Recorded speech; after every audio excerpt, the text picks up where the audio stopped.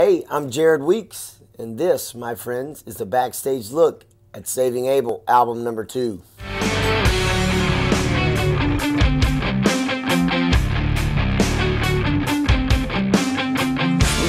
know when it's getting rough, all the times we spend a little bit more than what I offer to you. Like that? So the recording of the new album, we did a lot of things kind of different this time, you know. While we were on the road, we actually went into the studio, you know, instead, whereas some bands, you know, usually get time to kind of come off the road a few days to, you know, come down. On our time off, instead of coming home, we went into the studio and we kind of wrote the album as we went along.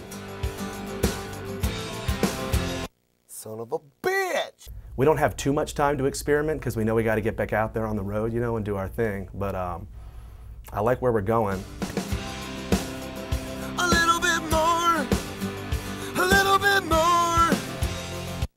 I like that one.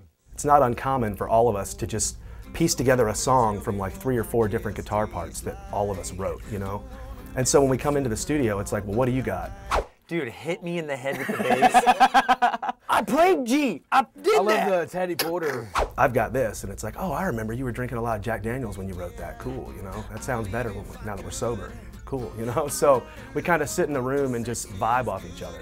And then the whole time, you know, Skid is doing his thing, writing songs. You know, he's kind of like the godfather of the whole thing. He's just the magic man. I think the biggest obstacle is just getting them off the road. I mean, these guys, you know, they toured for 2 years solid, no breaks. We wanted to have a pretty seamless transition, so I spent a lot of time. I'd go out and meet them out on the road somewhere, hang out on the bus for a few days, kind of gather all the ideas together, come back here, demo them out, send them back, and we just kind of bounce ideas off each other. And then when we just try to schedule some time between shows, bring them in, record what we can.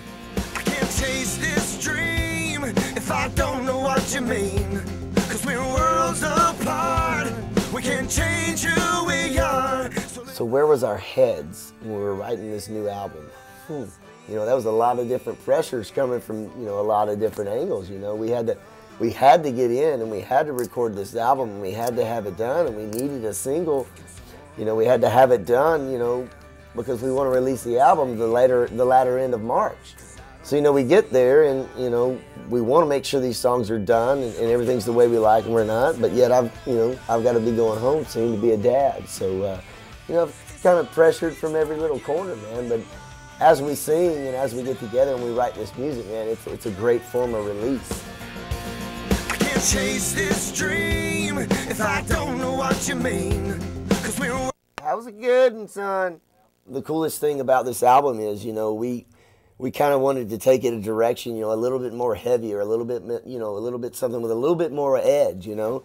And I think we accomplished more than we wanted to, actually, you know, coming in off the road and recording right then and right there and kind of how we were feeling, man. I just don't think we'll ever get those feelings back, you know. We've got them recorded down, and I think we've got a lot of tags, and we've got a lot of depth and a lot of versatility in this album that you guys are going to see. I need you.